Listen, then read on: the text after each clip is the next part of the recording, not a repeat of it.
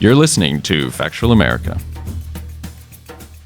Welcome back to Factual America. I'm here with R.J. Cutler, award-winning director, producer, and writer of Belushi. UK listeners, it's available on Sky On Demand and Now TV. In the US, it's Showtime. And for the rest of the world, just Google it. I'm sure you'll find a place that's streaming it. So we were talking about this genius of Belushi and what drove him, the all-American kid who's also the outsider and immigrant.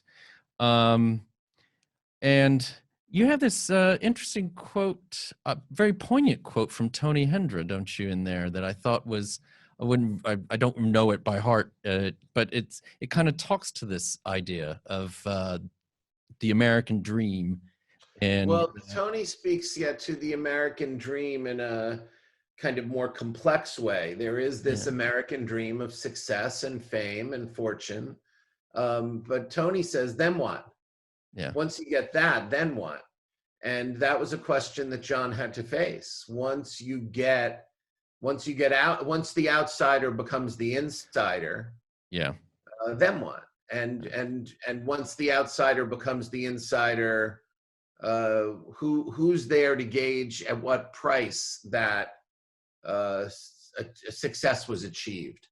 And it's not a thing that we spend a lot of time reflecting on in American culture and society. We just want the success. And, we're living through that right now. This is the nature of capitalism.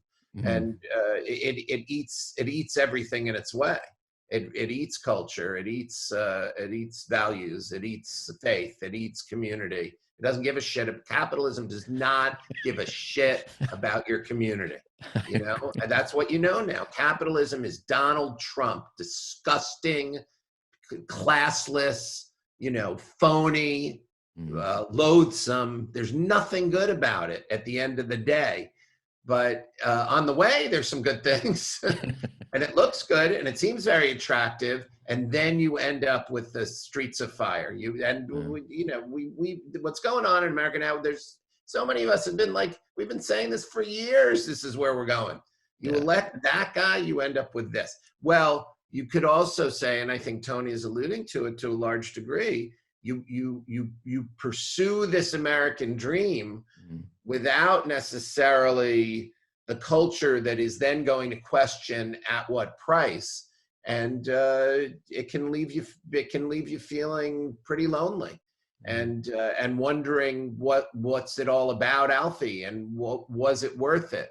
And John, of course, was a very private man who loved his work and loved doing the work, but as I pointed out before, he was doing so at a time where celebrity culture was just emerging in this country, and the press felt entitled to your privacy, but you didn't have the tools, you didn't have the mechanism. John didn't have publicists who could support him and work with him and make sure that his intros were properly written.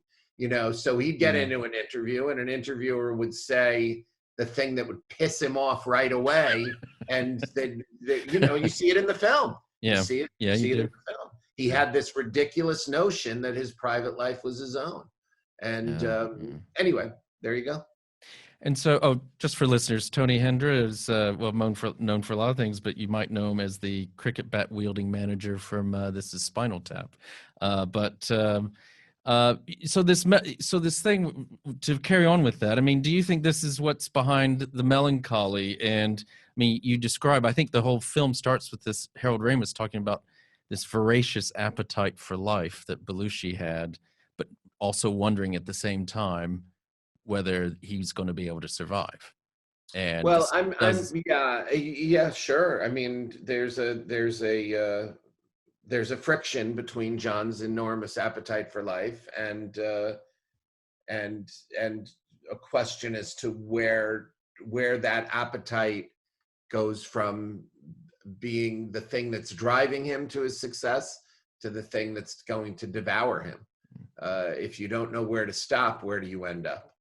Or if you don't know how to stop, or if you're an addict, as Carrie Fisher tells us, and stopping only forces you into a worse position because you don't have the tools. You know, I said you don't have the tool. If Yeah. John comes of age, his fame comes of age at a time when they don't have the tools to deal with fame, and they don't have the tools to deal with addiction.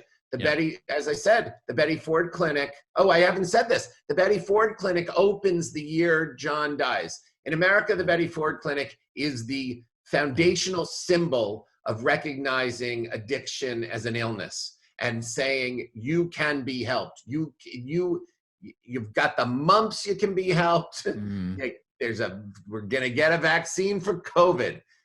If you got addiction, you can be helped. Well, there was a time before that where, before the Betty Ford Clinic opened, where that wasn't part of our culture. You were shamed if you were an addict. Yeah.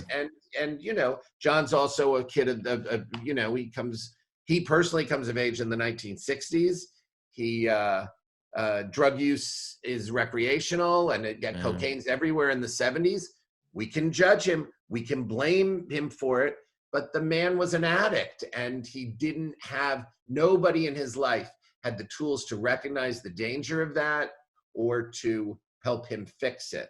So that's tough. That's tough. If you know, in a way, he was the first, among the first, who had to deal with all of those things with that enormous success. Yeah. So that's what Tony's talking about as well, is there's just this kind of complicated nexus of things that ultimately did him in.